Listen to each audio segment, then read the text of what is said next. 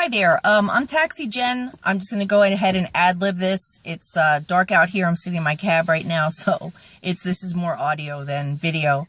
This is basically the history from my research and from what I know from when Uber made landfall in Florida, 2014 to the present.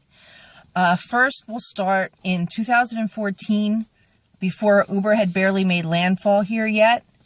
You already had Senator Brandis and Rep. Matt Gaetz already writing new laws, which of course did not pass, but the new laws stating that taxis were going to be left under local control, which is restraint of trade, and limos were going to be put under state control, which is restraint of trade, and Uber drivers were going to be turned over to the state, which is basically no control.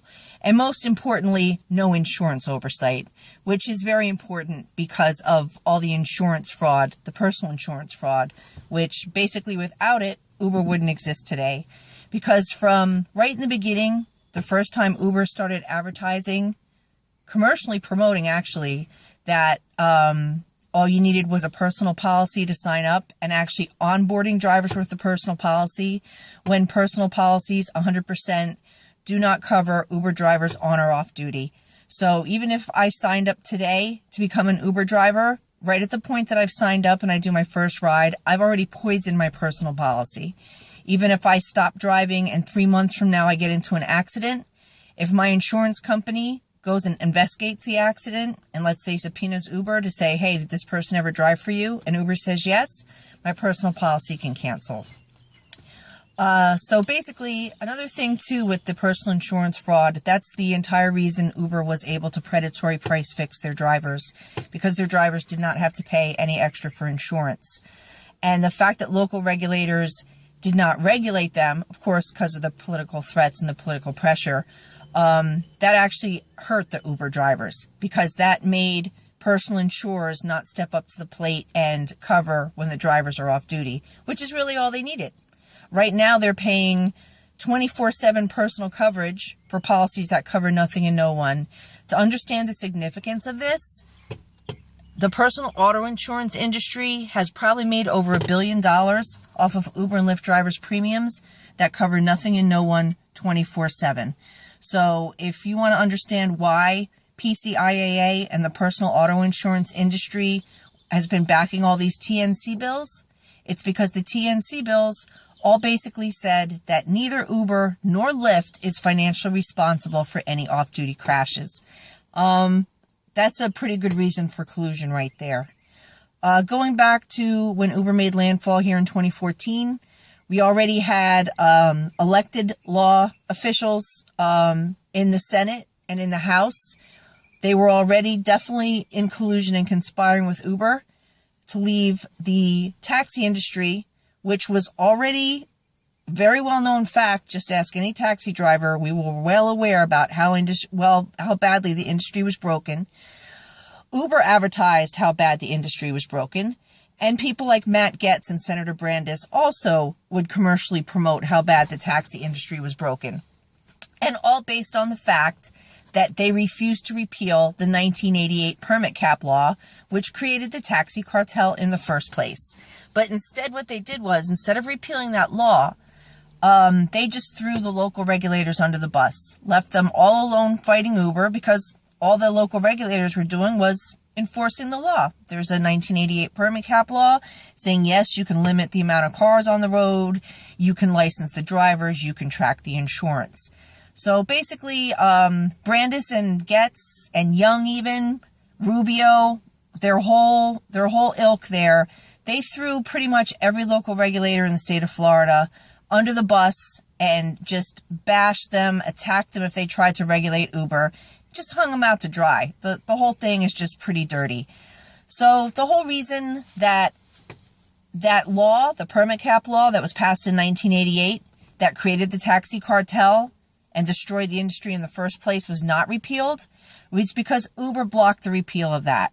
I did not understand that in the beginning, but I also didn't understand, why is Uber spending millions of dollars across the country fighting lawsuits against the taxi cartel, lawsuits against local regulators, etc., etc., while saying the taxi industry is broken, the whole system is broken. That's Uber's whole reason for not wanting to be regulated like a taxi or a limo.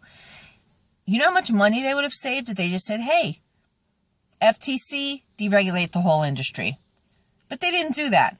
And another thing too is the FTC with their whole sharing economy rigged panel, that whole thing was crazy because the FTC 10 years ago at least did a study about the taxi industry, knew it was totally corrupt, knew all the laws were written just to protect the taxi cartel and the limo cartel. They were aware of this. The first thing the FTC should have done when Uber came along was, okay, here's some modern technology. We knew it was broken before, but we didn't have an answer. Let's deregulate this whole thing. Anybody that wants to buy a taxi or limo permit can. Everybody can work on this Uber app, or they could just, pick up their own drivers. Or at the same time, universal taxi apps could also launch. The very important thing here, too, of why Obama and Plouffe blocked FTC from deregulating the entire industry was because that also blocked major apps. Like, I don't know if you remember, Halo was here. Halo started, invested a shit ton of money trying to get their app started. But because of all those archaic regulations and the permit cap laws and everything else, and you can pick up here and you can't drop off there and you can't drop off there, Halo had to roll up carpet and they just went over to Europe or England or I don't know where they went. And also, this also left the Uber and Lyft drivers absolutely hostage to Uber.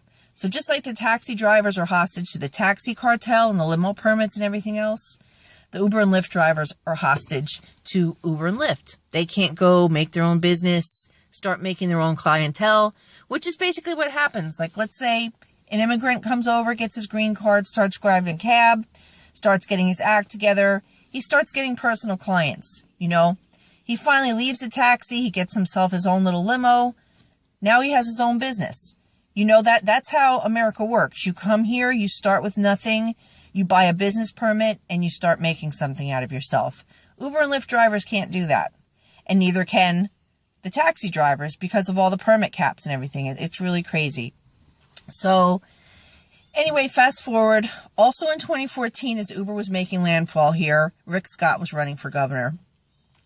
I noticed that right at 2014, part of his campaign platform was what's the word?